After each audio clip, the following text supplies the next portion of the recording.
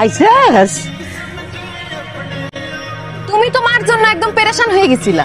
কই, আমার তো কিছুই হয় নাই, সে তো সুস্থই আছে। মানে কি, তুমি কিছু আমি অসুস্থ হয়ে যাই?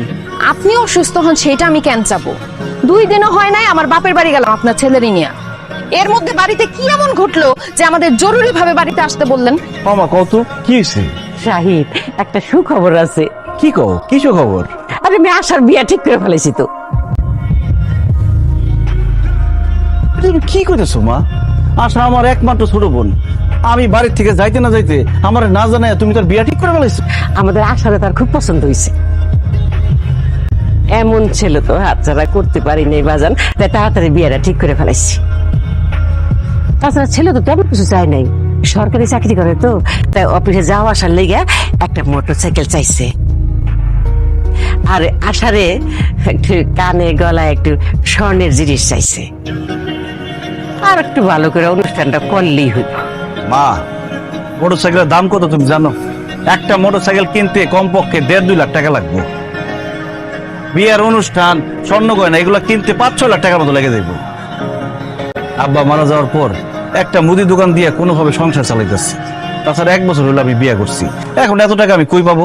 এই জন্য তো কইছিলাম যে বোনের বিয়া না দিয়ে নিজে আগে বিয়া করিস না। না, ওই মেয়ের প্রেমে করে তাকে পাগল হয়ে বিয়া করে নিয়ে আইলি। আমি এখন এসে বুঝি না। আমার মায়ের বিয়ে ঠিক করছি, আমি জানি না যেখান থেকে 5 টাকা জোগাড় করা, আমি ওই ছেলের সাথে আমার মেয়ের বিয়ে দিব। চাচা আপনি আসছেন খুব ভালো হয়েছে। আমি তো মনে মনে আপনারই খুঁজতেছিলাম। কেন আমার খুঁজতাছস কেন? চাচা, আগামী শুক্রবার বাদ জমা আমার ছোট বোন আসার বিয়া, আপনি অবশ্যই আসবেন। 4টা ডাল ভাত খেয়ে দেবেন আর আমার বোনের জন্য দোয়া করে দেখবেন।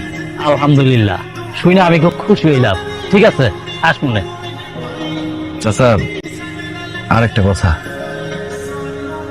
বোনের বিয়া বুঝেনি তো, অনেক খরচ, মেহমানদারি, স্বর্ণ গয়না, ছেলের একটা মোটরসাইকেল কিনে দিতে হইব, অনেক টাকার দরকার। আমার কাছে যত ক্যাশ টাকা নাই, আপনি যদি আমার একটা উপকার করেন, 1 লাখ টাকা ধার দেন, আমি কথা দিতেছি ছোট বোনের বিয়ার 3 মাসের মধ্যে আমি পুরো টাকা দিয়ে দেবো আপনাকে। টাকা ধার দিতে পারি, তবে আমার একটা শর্ত আছে।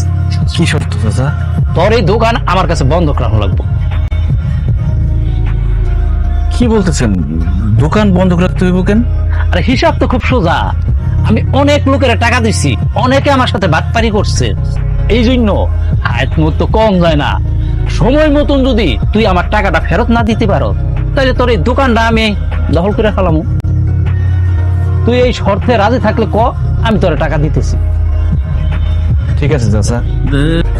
বিয়া ঠিক করার সময় আপনার লগে কি কথা হয়েছিল মনে আছে না? কি কথা হয়েছিল আমি ঠিক মনে করতে পারতেছি না। না, ওই যে মায়ের গয়নাগাটি সব দিয়া দিবেন আর একটা হুন্ডা দিবেন, কিন্তু গয়নাগাটি তো কোনো কিছু দেখতেছি না, কান গলা হাত সবই তো খালি, কিন্তু হুন্ডাটা তো সামনের পরেই আছে। টেনশন করেন না বেআইন, সব আছে। আসলে আমার পোলার কাছে আছে। আরে বেআইন সাহেব, আপনি এটা কি কথা কইলেন?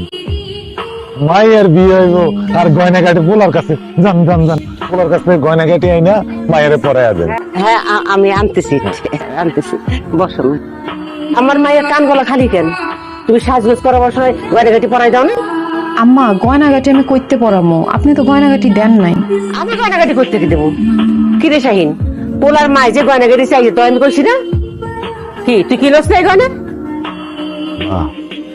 দোকান বন্ধ রেখে ধার দেনা করে কোনো রকমে 3 লাখ টাকা জোগাড় করছি। মোটরসাইকেল কিনতে গিয়ে 2 লাখ টাকা শেষ হয়ে গেছে। আর 1 লাখ টাকা দিয়ে অনুষ্ঠান খাওয়া দাওয়ার আয়োজন করছি, টাকা জোগাড় করতে পারি নাই, তাই গয়নাগাটি কিনে নিস। হায় আল্লাহ, কি করছ তুই? তুই গয়নাগাটি কিনস নাই? গয়নাগাটি না হলে আমার মায়ের বিয়ে হইব না। বাচ্চা থাকো বাজার, বাচ্চা থাকো, পথে কোনো অসুবিধা হয়নি তো? না না, আমার কোনো অসুবিধা হয় না। আম্মা কেমন আছো? আছি। এতক্ষণ তো ভালো ছিলাম না তোমাদের জন্য, যেই দেখছি তোমাদেরকে এখন ভালো লাগতেছে। ভাবি, অটো থেকে ব্যাগটা নামাও, গরম লাগতেছে। চলো ভিতরে চলো। আরে কি কও, অটো ভাড়াটা দিয়ে নেই? কি কও জামাই, তুমি কিনা অটো ভাড়া দিবা?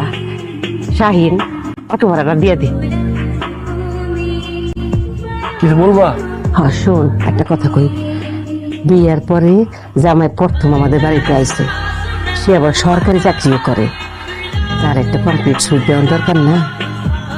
তার মায়ের 2টা শাড়ি আর তার বাপের পায়জামা পাঞ্জাবি কিনে দেওয়ার দরকার। তা নাহলে তো আমাকে মান সম্মান কিচ্ছুই থাকবে না। হ্যাঁ ঠিকই কইছো। ঠিক আছে, আমার সমস্যা নেই। আমি আগামী মাসে আসার জামাইলে কমপ্লিট স্যুট আর ওর শ্বশুর শাশুড়ি যে শাড়ি পাঞ্জাবি পায়জামা দেবনি। তুই তো কোনো কথা কইলি, আগামী মাসে তুই কিনা দিবি? এখন হলো নতুন জামাই, বিয়ার পরে প্রথম আমাকে বাড়িতে আইছে, তাহলে এখন একটা কমপ্লিট কিনা দেওয়ার দরকার না? তোর শ্বশুর বাড়িতে কেন হয় তোর কিছু দেয় নাই, তাই বলি কি আমার মেয়ের জামাই আমি দিব না? এখন যে জামাই জামাই করো, উচ্চ শিক্ষিত সরকারি চাকরি করে, তুমি তো তার শাশুড়ি, তোমারে কি দিচ্ছে? একটা সুতাও তো দেয় না এখন পর্যন্ত। আমি যে আসার বড় ভাই, বকল যে তার ভাবি, আমার করে কি দিচ্ছে? এই যে বাড়িতে আসলো, 3-4 দিন তা করে খাওয়াইলাম, তা করে এত কিছু দিলাম, যাওয়ার সময় তো একবার কইলো না যে ভাইজান বাড়িতে যাইয়েন, দাও দেয় তো দূরের কথা। এ কি রকম কথা করে রে চাই? খাওয়া পরে আবার খোঁটাও দিতেছ না? আমি আর তোর বাড়িতে থাকবো না, আমার তোর আর খাওয়ান পরম দেওয়ান লাগবো না। আমি মেয়ের বাড়িতে যাবো, মেয়ের জামাই আমার খাওয়ান পরম দিব। হ্যাঁ যাও যাও, মেয়ের জামাই বাড়িতে চলে যাও। আমি তো তোমার সন্তান না, মেয়ের জামাই রে কলিজার ভিতরে ঢুকায় রাখো, যাও। যাবো কত, তাইলে সকালে চলে যাবো।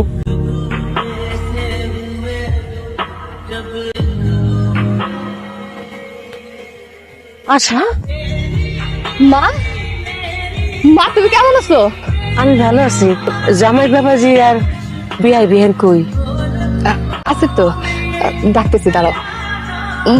আম্মা, আম্মা, কই তোমরা? দেখো আমার মা আইছে। বিয়ান সাহেব, কোন রকম খোঁজ খবর না দিয়া হঠাৎ করে আমার বাড়িতে চলে আসলেন, কি মনে করে? আর কইেন না বিয়াই, আমার মেয়ের জামাইরা মেয়ে আমার এত ভালোবাসে যে আমি ওগরা ছাড়া আমার বাড়িতে থাকতে একটু মন চায় না। সেই জন্য আমি আপনাদের বাসায় চলে আসছি। এখন থেকে আমি আমার মেয়ের জামাইয়ের মেয়ের সঙ্গে এই বাড়িতেই থাকবো। বাবা বাবা, খুব ভালো।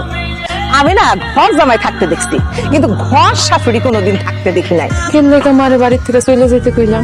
আমি কি আমার মায়ের বাড়ি থেকে চলে যাওয়ার কথা বলতে পারি?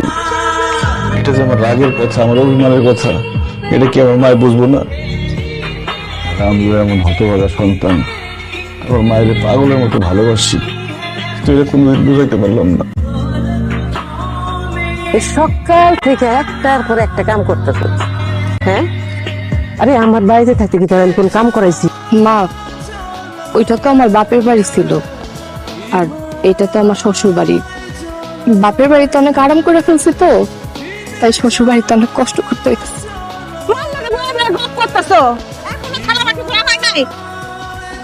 থালাবাটি ধুইয়া এই যে কাপড়গুলা দিয়ে ফেলবা, তারপর তোমার শ্বশুরের জন্য নাস্তা বানাবা। নাস্তা বানাইতে দেরি হলে তোমার শ্বশুর আবার চিল্লাচিল্লি করবো। বিয়াই, আমার মাইয়া সকাল থেকে একটার পর একটা কাজ করতেছে, এখন আপনি আবার কাপড় দিতে কইতেছেন? আপনার বাড়ির সব কাজ আপনি আমার মাইয়া দিয়ে করেন কেন? আপনার বাড়ির সব কাজ আপনি কারে দিয়ে করেন বিয়ান? কে করবো আবার? আমার পোলার বউ করে। আমিও তো আমার পোলার বউরে দিয়ে বাড়ির সব কাজ করাইতেছি। আপনার পোলার বউ আপনার বাড়িতে কাজ করলে কোনো সমস্যা হয় না, আর আপনার মাইয়া তার শ্বশুর বাড়িতে এসে কাজ করলে সমস্যা হয়, তাই তো? শোনেন, মেহমান মেহমানের মতো থাকবেন। তোমার মাই কি সারা জীবনের জন্য আমাকে বাড়ি চলে আসছে নাকি? হ্যাঁ, ছেলে মানুষ তো ঘর জামাই থাকে, তোমার মাই কি আমাকে বাড়িতে ঘর শাশুড়ি থাকার জন্য আইছে? যাও, তোমার মায়ের এখনই বলবা কাল সকালে যেন আমাকে বাড়ি থেকে চলে যায়। না না, আমি আমার মার যে এই কথা কইতে পারবো না। আমার মা যদি এই কথা শুনে অনেক কষ্ট পাইব। তোমার মা কষ্ট পাইলে আমাকে কি? হ্যাঁ, আমাকে কি? নির্লজ্জ মহিলা! আরে নিজের মায়ের শ্বশুর বাড়িতে কেউ এত বয়ে থাকে? ছোট লোক, ওখানের বংশ না, আমার মনে হয় পোলা ঠিক মতো খাইতে দেয় না, সেই জন্য এই মেয়ের শ্বশুর বাড়িতে এসে বয়ে রয়েছে।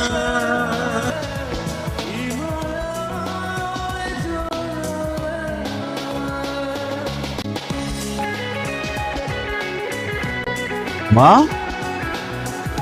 তোমার এই অবস্থা কেন? তুমি গাছতলায় কি করো? তুমি না আসার বাড়িতে ছিল? আসলে বাড়ি থেকে আমি কালকে রাতে চলে আসছি। কেন চলে আইছো মা? অপমান সহ্য করতে না পারে চলে আসছি বাজান। কি?